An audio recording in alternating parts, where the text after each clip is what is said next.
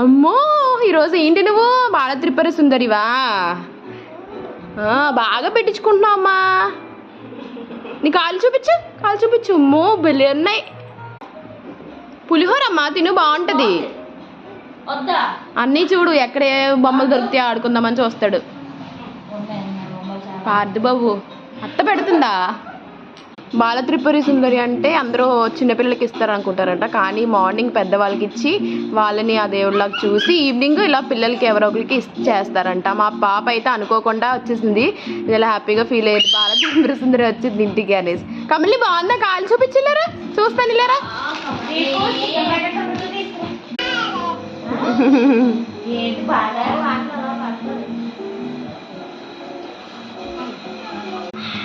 అమ్మో కమల్నికా చిన్న బాల త్రిపుర సుందరియా? అమ్మో